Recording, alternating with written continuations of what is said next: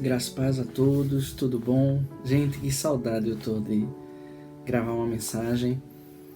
Um propósito que Deus colocou no meu coração, mas eu não deixei de estar estudando, não deixei de... Até preguei durante essa pandemia, presencialmente numa igreja, já após a liberação, claro, mas eu quero retomar minha série de mensagens para postar no Instagram, no YouTube, né, que é algo que Deus colocou no meu coração para abençoar a vida de vocês. Seminarista Rickson, não esqueçam de ir lá no meu canal, né, Seminarista Rickson Lafiego, curtir, se inscrever, clicar lá no sininho, todas essas coisas que vocês já sabem, tá bom? Então, a nossa ideia é apenas abençoar a sua vida através da palavra de Deus. E a mensagem que eu estou trazendo hoje para vocês é lições da vida de Daniel para a minha vida e para a sua vida hoje, tá? Nós vamos fazer um breve passeio pelos 3 primeiros capítulos, desde o palácio até a cova dos leões. Se você pegar o livro de Daniel, tá? Pegue ele aí, se você puder, pegue a sua Bíblia. A partir do capítulo 1, né, você vai perceber logo aquele início, né, do rei Nabucodonosor sitiando Jerusalém, tá?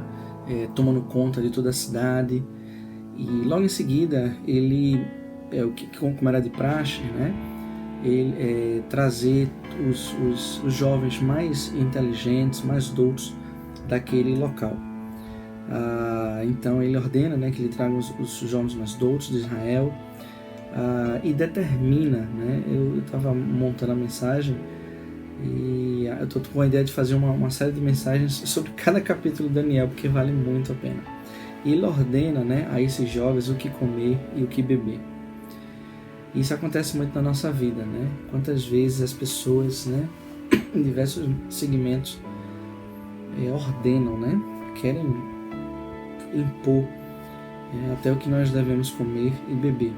Mas Daniel, ele propôs, e aí é um grande segredo do capítulo 1, Daniel propôs no seu coração não se contaminar. Você vai ver isso lá em Daniel 1:8.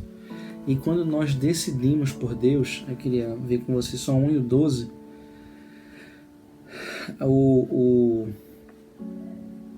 o chefe dos eunucos, né, que ficou responsável pelo alimento, ele tem medo, né, e ele diz, olha, se eu ouvir o que você está me pedindo, eu vou, né, o rei vai mandar me matar, né?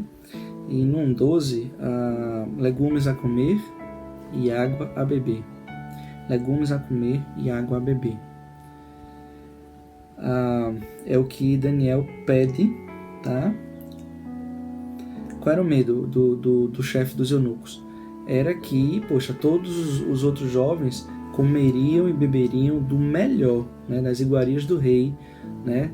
Comeriam a mesma coisa que o rei comia. Então eles ficariam robustos, né? Eles ficariam bem, né, aparentemente. E Daniel pede legumes e água. Então isso é um exercício da nossa fé. Mas eu disse que eu ia ler 1:12, não foi? Deixa eu achar aqui, 1:12. Experimenta, é o que Daniel diz para o chefe dos eunucos. Peço-te, os teus servos 10 dias, que se nos deem legumes a comer e água a beber. Por favor, leiam, porque é lindo, é lindo. Exercício da fé, né? E no 1:15 você vai encontrar que após 10 dias, Daniel e seus amigos estavam com os semblantes melhores do que aqueles que comeram das iguarias do rei. Olha o que Deus faz. No 17, Deus lhe deu o conhecimento e a inteligência em todas as letras e sabedoria aos 3 amigos de Daniel, né? Que nós conhecemos hoje como Sadraque, Mesaque e Abednego, mas era Ananias, Misael e Azarias, né? Eram os nomes, mas ao chegar no palácio tiveram os nomes mudados. Então, todos eles estavam com um semblante melhor, né? E Deus, lembre-se que o rei pede para trazer os mais inteligentes, eles já eram inteligentes, mas Deus dá a eles 10 vezes mais inteligência, sabedoria e conhecimento. Mas a Daniel, ele ainda faz um pouco diferente. A Daniel ele dá entendimento em toda visão e sonhos. Quando escolhemos a Deus, ele começa a operar. No 1:20, em toda a matéria de sabedoria e discernimento, o rei Nabucodonosor achou Daniel 10 vezes mais douto do que todos os magos, astrólogos e astrólogos que haviam no reino, em todo o reino. Deus vai além de todas as nossas expectativas. Não só tornou Daniel um jovem muito inteligente, mas 10 vezes mais. Isso é o capítulo 1. Já no capítulo 2, não bastasse as iguarias do rei, né? Os jovens tinham que comer, tinham que fazer exatamente como o rei ordenara. Agora surgiram os sonhos do rei Nabucodonosor. E aí ele manda chamar, né, todos os magos, feiticeiros, governantes, todo mundo, né, que pudesse interpretar os sonhos. Ameaça que vai matar, que vai destruir as famílias, as casas, quem não interpretar. E aí ninguém interpreta. Então ele manda matar todo mundo. Mas antes trazem Daniel, né? Vão buscar Daniel, e a gente vai ver lá no 2:19 que Daniel ora, que era uma prática diária de Daniel. 2:19, Daniel vai na casa dos seus amigos, né? Para que pudessem pedir misericórdia de Deus, ao Deus do céu sobre esse mistério, a fim que Daniel e seus companheiros não perecessem com o resto dos sábios da Babilônia. E eu até coloquei aqui Daniel 2, 20 a 23. Deem uma olhada nessa oração de Daniel. É um exemplo de oração. E aí Daniel honra, né, a Deus, e Deus revela os sonhos de Nabucodonosor a Daniel. Do 36 ao 45, capítulo 2, do 36 ao 45, Daniel revela o sonho do rei. No capítulo 2, do 46 ao 49, Deus é vitorioso. Só quero ler aqui para vocês o 46. Então o rei Nabucodonosor se inclinou e se prostrou, rosto em terra perante Daniel, e ordenou que lhe fizessem oferta. E vocês não deixem de ler. Mais uma vitória. E aí vem o capítulo 3 com a estátua de ouro. Né? Os amigos de Daniel executam a sua fé, né? Desafiando o rei, não se prostrando, né, diante da estátua de ouro, e vocês já sabem o que é que acontece. Mas alguns detalhes do capítulo 3. Quando ficamos ao lado de Deus, parece que o obstáculo fica 7 vezes maior. Por que eu estou dizendo isso? Porque o rei Nabucodonosor manda aquecer a fornalha 7 vezes mais. Sem Deus, mesmo perto da fornalha, você já perdeu. Se você ler o texto, você vai ver 3:22. Se você ver 3:22, os soldados que levaram Sadraque, Mesaque e Abednego para dentro da fornalha morreram queimados. Estavam do lado de fora. Mais uma intervenção de Deus. 24:25. Você não só passa pelo deserto, mas já passa cantando vitória. E aí Deus sendo glorificado. Vamos ver 3:29. O que é que diz? 3:29. Portanto, faço um decreto pelo qual todo o povo, nação e língua, que disser blasfêmia contra o Deus de Sadraque, Mesaque e Abednego, seja despedaçado e as suas casas sejam feitas em monturo, porque não há outro Deus, com letra minúscula, que possa livrar como este. Então o rei fez prosperar a Sadraque, Mesaque e Abednego na província da Babilônia. Amém, amém, meus irmãos. São capítulos assim maravilhosos, né? Então tivemos Daniel propondo seu coração, né? Não comer das iguarias, revela os sonhos. Sadraque, no capítulo 3, o foco são nos amigos de Daniel, tá? Mas aí chegamos à Cova dos Leões. Capítulo 6. É óbvio, né, que toda a fama de Daniel chegaria ao rei Dario. É fácil que tudo que Daniel construiu através das bênçãos de Deus causaria inveja, algo terrível no ser humano. Vejamos que mais uma vez Daniel se sobressai entre os grandes do reino. Por quê? Veja o 6:3. Sabe por quê? 6:3 diz assim, ó: então o mesmo Daniel se distinguiu desses presidentes e sátrapas, porque nele havia um espírito excelente, e o rei pensava em estabelecê-lo sobre todo o reino.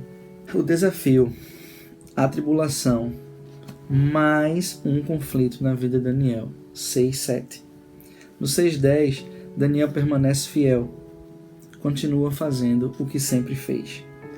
No 6:14, embora Dario tenha feito o decreto assinado, vale lembrar que foram os líderes e governantes da época que convenceram a ele a ideia, que levaram a ideia ao rei, por pura inveja de Daniel. Quando somos fiéis a Deus, ele usa até o ímpio para nos livrar e nos abençoar.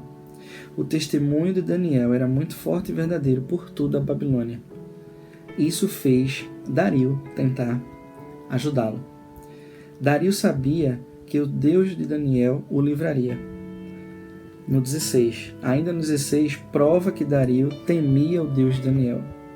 E o 22, novamente Deus livra e abençoa Daniel. Daniel explica como Deus o livrou, mas também diz a Dario